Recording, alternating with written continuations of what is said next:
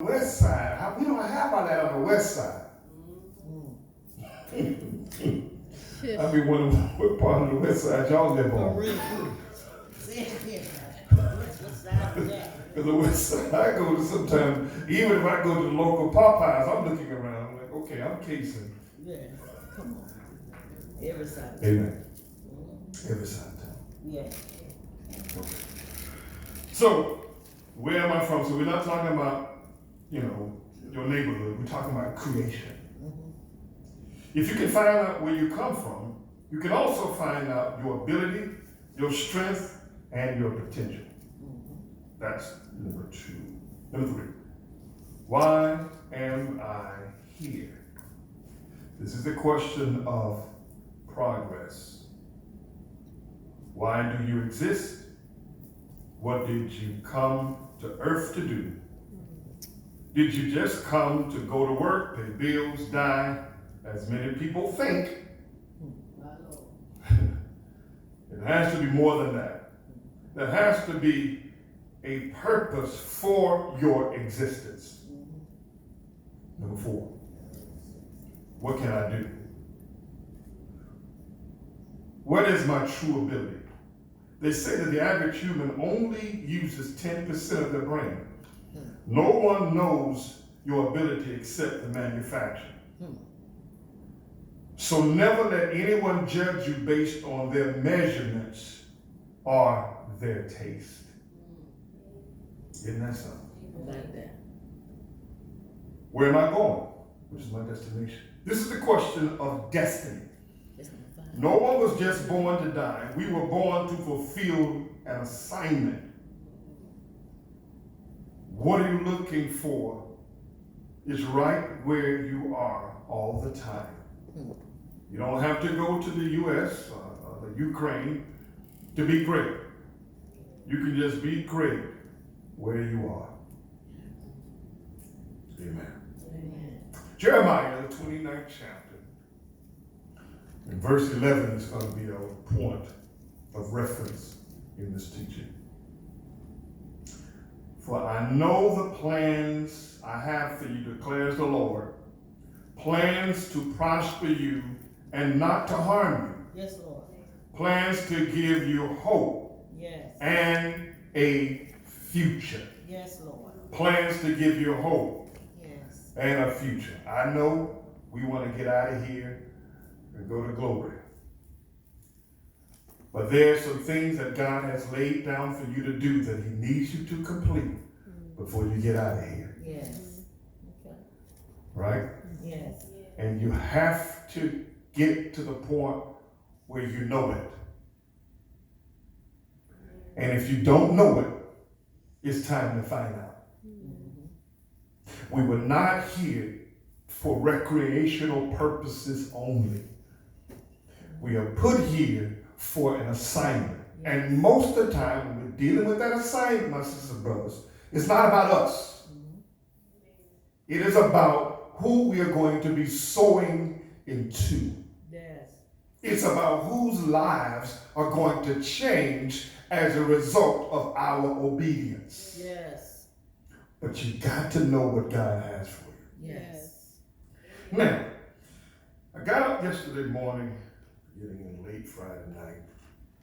Another story by itself. It was a church thing, but I started out with who am I, dealing with identity. And so when I got on there, I was trying to figure out, Lord, how you want me to go? And Tracy, it was like a light bulb that went off. And he gave me the source. He gave me where to go. He gave me what to do. Yes. So, you know what I'm finding out? You know what I'm finding out? The reason why so many people don't know their purpose is simply because they don't know who they are. And I'm going to tell you why you don't know who you are sometimes. The reason why you don't know who you are sometimes, because you are a compilation of so many different seeds.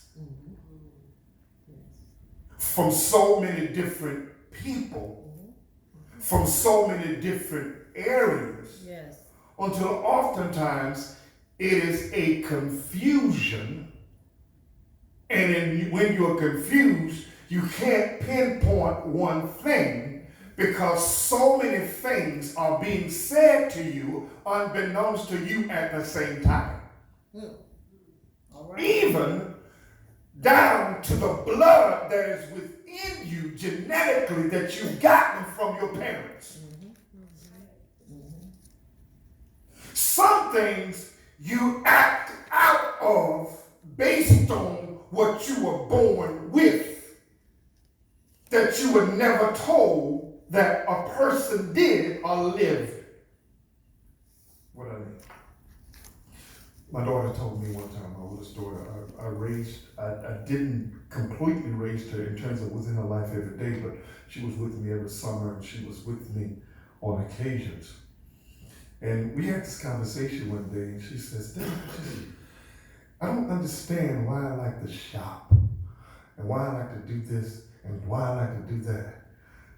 And I said, because that's what I like to do.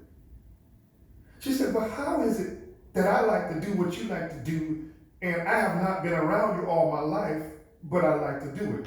There are things that are from a blood perspective that have been placed in us from our parents and their parents and their parents' parents that most of the time we fight with and we don't even know it. That was chilling. Now, we do have the power to change it. And that's the thing. But change comes as a result of knowledge. Yes. And most importantly, as a result of desire. You have to have the desire to change something. But sometimes you don't have the desire because you don't think it needs to be changed. How many times we have said, that's just how I am? Do you know that there's a blanketed statement that causes an individual not sometimes to put forth an effort to change what they know they need to change? Yes. Based on what you accept? Oftentimes things are not changed because I accept something in reality that may not even be me or mine. And it may be a destructive behavior that is causing me to lose out on the things that God says that I can have based on what I don't even think I need to change. Yes. So if 100 people are basically saying, you know, you have a disruptive attitude in the fact that the moment things don't go your way, you start acting out. Yes. Well, you just have to accept that's who I am. Yes, Lord. Thank you. I hear you, Lord. Yes. Now, remember, there is a difference between desire and acceptance. The difference is when I accept something, I don't put forth an effort to change it. If I desire something, I'm seeking the information that I need to change it. Yes. Wow. All right now. So when we get to that point, you remember the scripture in the word that says, if any man be in Christ, he's a new creature. Yes. Let's go further than that. If any man be in Christ, he's a new creation. Yes. Because remember what I said about where we're from? Oftentimes we look at the neighborhoods we're from, the parents that we're from, the cities that we're from, and we say that's where we're from. No, we have been created by God from heaven, not from the north side, not from the west side, not from the east side, not from the south side, but from the upside. Yes. Yes. And if it's from the upside, my sisters and brothers, that means it does not resemble what's here. That's right. Based on what's up there. What am I saying? As individuals, we are creatures of habit. If someone starts telling you some new information, the first thing that you're going to do is to try to compare it with the information that you already know. And if it does not compare with what you know, sometimes you can literally reject change because the source of change is trying to be sown into you. However, you reject it because it does not resemble what you already know. People don't change or are not educated because they feel like they already know. And if you feel like you already know something, when new information is being posed to you, oh, I haven't heard that before. No. You heard something similar to that before, but you didn't get the complete understanding of what it is, because if you did and God gave it to you, you would have a desire to change yourself. That's right. When stuff don't stick within us, we go back to what we already know, even if we don't like what we already know. My brothers and sisters, God can be bringing change to us, and we can deny change based on, I am not familiar with it. When I'm looking at the lives of those that God has changed, but let's not live our lives with half change. We start out accepting stuff, and just because a test come up to test what you know, most of the time you revert back to what is easy, because when you revert back to what is easy, it doesn't take effort.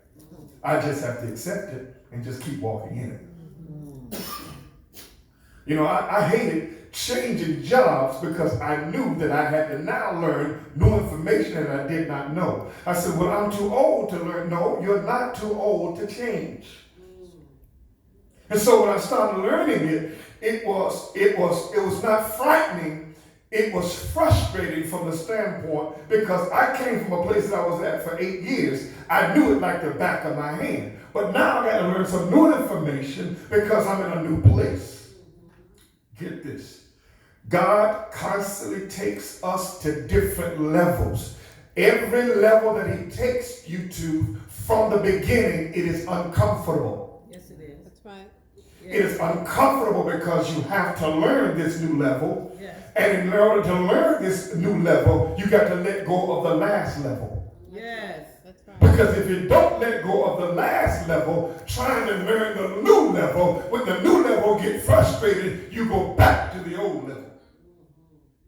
And when you go back to the old level, you begin to be comfortable in something that you really prayed for God to take you out of anyway. But now you begin to accept what God says he wanted to change you from, but now you say, I'm okay, when in actuality you are not. The children of Israel prayed for so many years to be brought out of Egypt, right? He brought them out of Egypt. Just because he took them through the wilderness, they reject the promise based on what they had to go through to get to the promise. Yes. You can literally be rejecting a promise simply because of a circumstance and fail to realize the circumstance was put in place to get you to the promise. Yes. But when you reject the circumstance, you reject the fullness of the promise. And people stop seeking to be happy and please seek to be fulfilled. Fulfillment is different than happiness, because happiness is contingent upon what I give you, George. But if I don't give you nothing, I'm not happy. No, I am fulfilled. You know, I'm on a job now. It's not really commission based. They give us a salary. They give us an hourly wage. And I sold a whole lot on the other day. And you sold a whole lot. I'm saying in the back of my mind, I don't care how much I sell, I'm still gonna get paid this. So what's the use of me bragging? Think about it. What's the use of me bragging about what I did when what I did basically is a representation of who I am and what I've always done, but you don't know that. So you're thinking that I got a big head and saying, oh, you better than us. No, I am only walking in the identity of what God has already established in me, because at the end of the day, that's really who I am. Yes. Some stuff that you do, people are surprised by, but you shouldn't be surprised by. Yes. Yes. Why? Just because from an identity standpoint, that's who you are. That's right. Yes. But again, as we started out by saying, we got to find out who we really are in order for us to fulfill the purpose and understand the vision that God has given us. Yes. Let's start with this word identity. What is identity? Identity is the qualities, beliefs, personality, looks, and or expressions that make a person or a group. Beliefs, personality, looks, and or expressions that make a person. Now, we'll read some more. Identity relates to self-image, one's mental model of oneself, self-esteem, individuality. Now, the question is, how do I get my beliefs? Where do I get my beliefs from? Because whatever you are focused on from a purpose standpoint creates a particular discipline in you to become what you see. Right?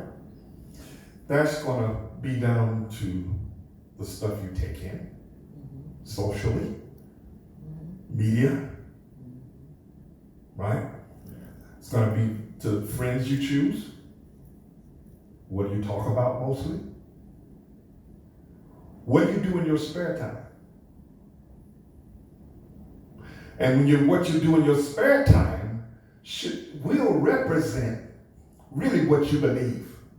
Now, this is the sad thing. I can boast about a lot of things that I want to do, but it's what I'm doing, when I'm not doing, that will determine who I really am. You know, we've been talking about this food thing. You know, oh, I love this one. Why do I eat what I eat?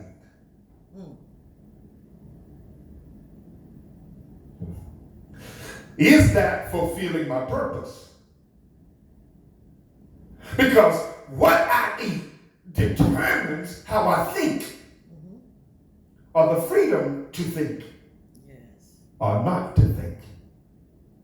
So, get this, advertisement seduces my glands or my desires to want something that I think that I need based on how good they say that it is.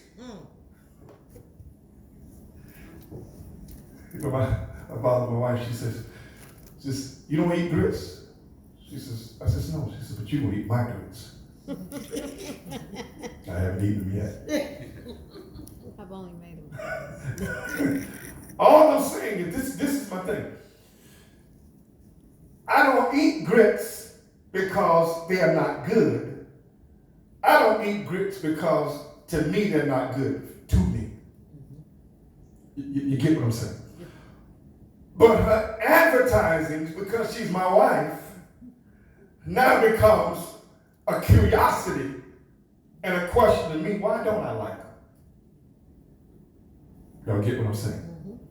So from a media standpoint, what we are constantly being fed gives us our desires.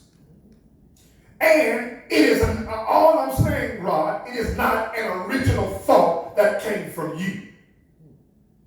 So your identity most of the time is not a compilation of who you really are.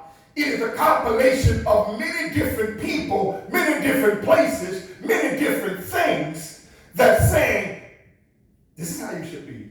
This is how you should be. This is how you should be. This is how you should be. This is how you should be.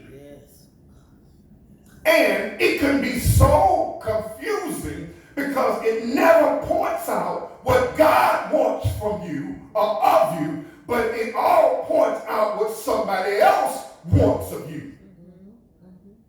Even if they don't know you. All right now. Advertisers don't know you, but they know your kind. So what they do is they constantly advertise, this is the best steak in Jacksonville. This is the best steak in Jacksonville. So now you're battling because now they are battling for your taste buds. Which in many cases, your even taste buds are not original. Wow. Yes. Yes. They may be from your mother's cooking. Right. Nobody's cooking like my mother's cooking. Well, it's not because it's different. It doesn't mean that mother's is better. It means that you're familiar with mothers better than you're familiar with anybody else. That's right. Yeah. Anybody seen this? And so now, what God is trying to get us to, my sisters and brothers, he's trying to get us to our original self so that he now can promote the original you that you are to give you the fulfillment that you've been looking for all your life. Hallelujah. Yes, Lord. And get this. Yes, Lord. And this is what's messed up a lot of people. Yes, Lord. They feel Yes. that only the church will give them that identity. When in some cases, the church takes away from your identity, some churches, and now you become the personality of the person who's leading you, even if they are wrong. All right now. Speak. So now we begin to quote, live, and say what they think. And most of the time, and some of the time, George, it's not even Bible. It's, I say this most of the time, there are a lot of churches that are personality driven, but not spirit led. So now you take on that. And guess what? Not only you take on that personality, you take on those convictions. Right now. So those convictions says, if I wear a certain thing, then I'm wrong. It's not biblical. It's personality driven. And so now my identity is, if I dress with this on, I'm not right. Have you ever received a conviction that was not from the word and you don't know where it came from? You felt bad in doing it? That's not necessarily the Holy Spirit. That is a conscience that is actually speaking based on what you have been fed, based on what that other person is, and not who God says that you are. Yes, yes. I get it now. Isn't that something? Yes. And so we can live a life that is bound by somebody else's conviction, never really living what God says that we are supposed to live, and never being who God said we are supposed to be, because we are not what they think that we ought to be. So they say we need to do it like this. Oh my God. Yes, Lord. That's why I tell people, be careful Speak, what Lord. you force upon somebody that's not the word of God. Speak, Lord. My God. Please do that. Yes. Because your personality, and you ever notice some people have very strong personalities and they don't take no for an answer? Yes, sir. And they're going to basically make you take what they want you to take. It may not be for you, but it's what they think is for you. Yeah. And you ever did it and it didn't work out? All right now, yes. But they were so forceful you was afraid to tell them that they were wrong? Because it could be your dear mother. Yes. Well, your father. Just because my mother had me doesn't mean that she's perfect in everything that she says to me. Yes. All right now, yes. Because I didn't, remember I said from the beginning, I didn't ask where you were from the earthly. I'm talking about where you're from a creation. Yeah. God is over my mama. God is over my father. Now he told me to honor them, but he never said put them above him. That's right. Yes. Because they didn't create me. That's right. I came through them, but I came from my Creator. Hallelujah. Right now. Yes. Hallelujah. Yes. That's powerful. Yes. Jesus. Yes. That's right. Because it may not be mama, it may be a great aunt. Mm. It may be a grandmother. All grandmothers ain't holy. Right? All of them ain't righteous. You got some riotous grandmothers. Y'all get what I'm saying? Oh, yes. So all I'm saying is, in regard, we have held things as things of value to shape us that in some cases that could have harmed us. Yes. And it could have diverted our truths of who we really are because we were trying to be what everybody said we're supposed to be. Does that make any sense? Yes. So now, when we look at beliefs, right? Personalities.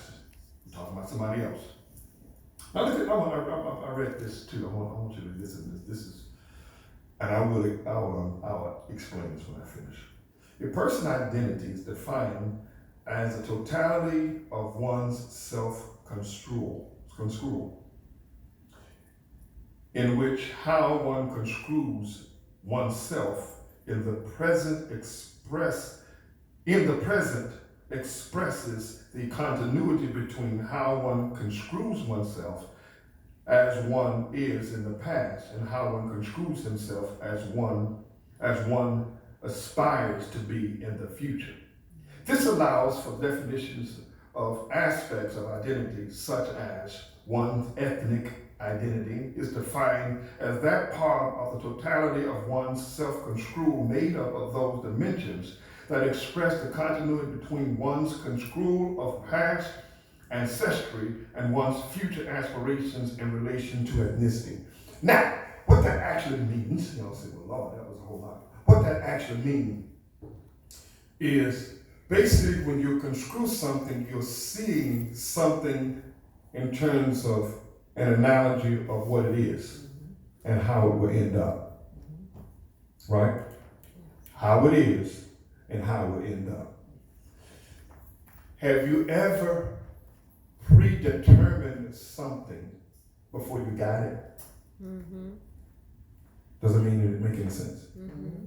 Have you ever predetermined something and when you predetermined it, it was wrong? Jesus, yes. And the turnout wasn't what it was supposed to be. All right now, yes. Right?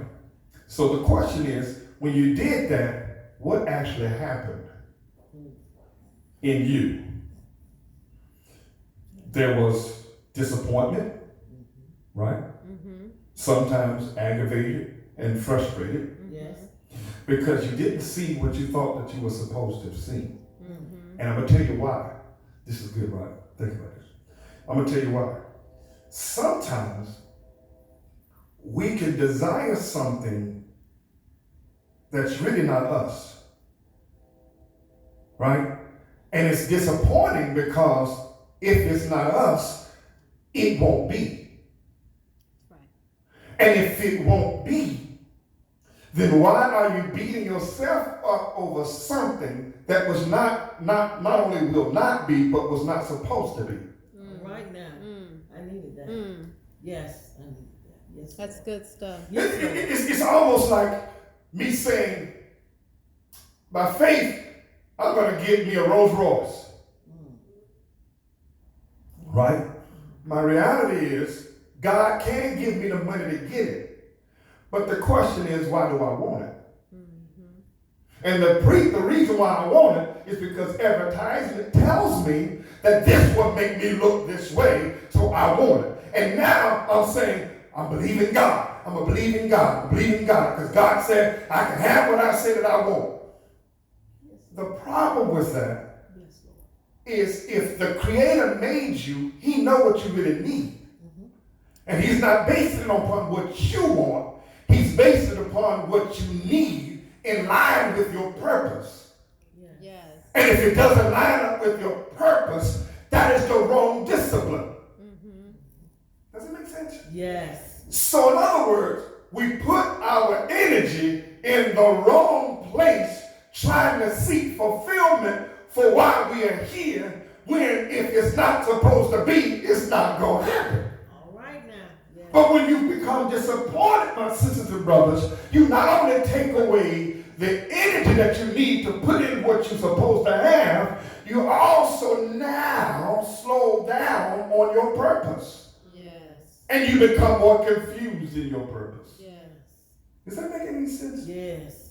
And when you become more confused in your purpose, because now remember, now I am desiring something that is not based on my purpose, but it's based on somebody else's desire for me. And now they have put it on me, and what I placed on it, my brothers and sisters, is a God label. Yes. God said. Yes. Be careful when everybody come to you and say God said, but you don't see no example of what God lives. Yes. Yes. My Lord. I'll put it this way. If a person is constantly unrighteous to you, doing what is unrighteous, but they always have a righteous word, our words become more effective when our lives line up with the word that we speak. If it does not line up with the word we speak, the question we have to ask us is, do we really believe what we're saying?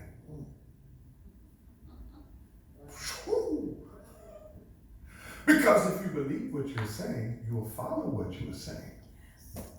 And you don't follow it just so you can show people. You follow it to prove your purpose and to walk in your purpose. And when you don't, people, again, we get to that point in our lives where we're wondering why, Lord, why am I so defeated?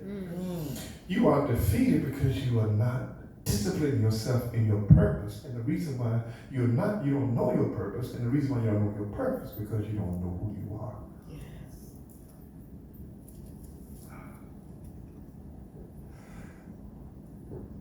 You are not the money you make. That's right. You are the how you make the money. Yeah. Jesus. All right now. Does that make sense? That's why a person can go from bankrupt to rich the next day, because they may have lost the money at that moment, but they didn't lose the know-how to get it back. All right. You filed bankruptcy? Yes, I did. Why did you do that? It's because I was repositioning myself. That's right. The problem with people with the lack of purpose, they don't know how to reposition themselves. Yes, Lord. I heard a good friend of mine say that I'm a professional starter over. All right now. Why? Because I don't let what I failed in seemingly stomp me. All right now. Nor stop me. Yes. Yes. See, if you let what you went through stomp you, then you take away the ability that you have to give you the victory. So what people think? Oh, look at what happened to him. Look at what he lost everything. No, I didn't lose it. I repositioned myself. I dumped it. Sometimes you have to even learn how to dump some people. That's right. Because when a person is not lining up with the purpose that God has for you, you need to dump it.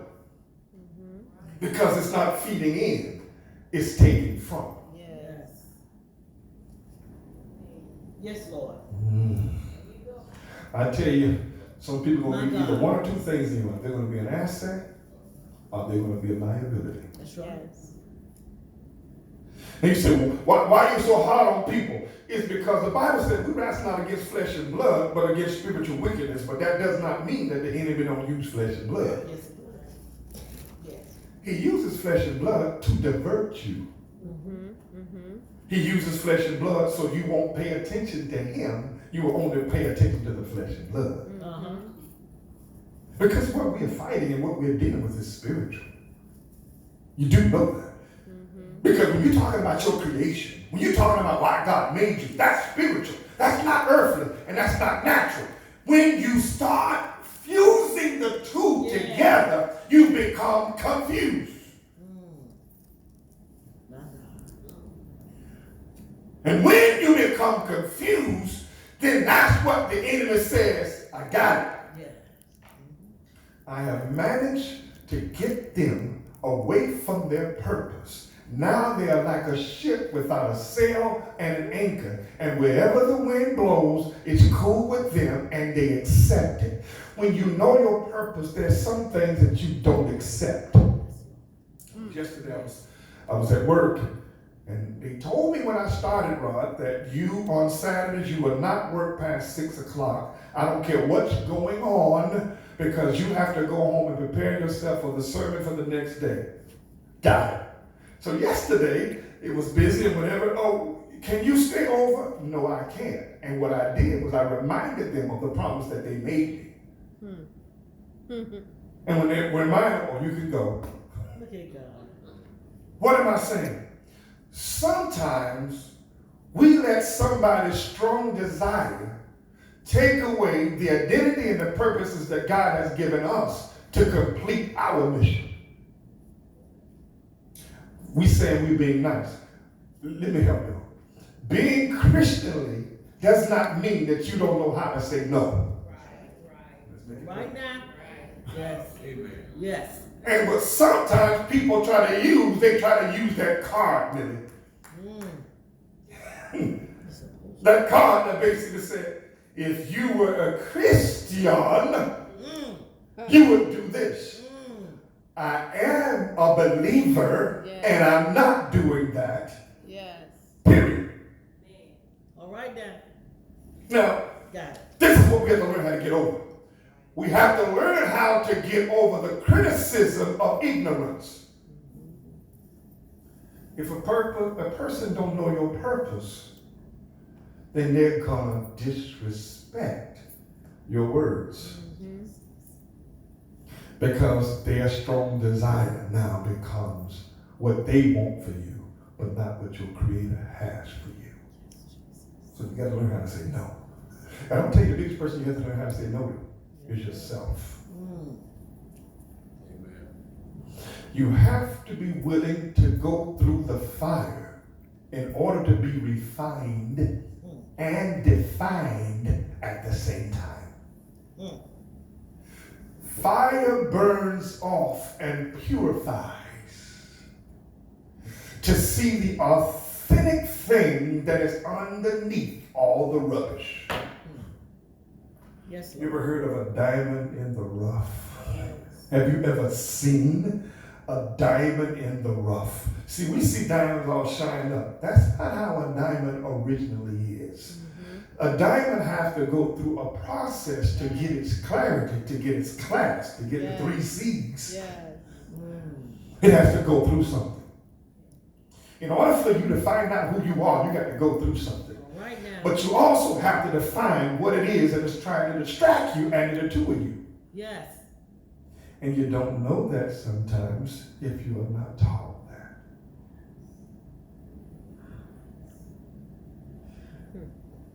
Mother, when I learned this week of I am a compilation of so many different things, I started backtracking, and I started looking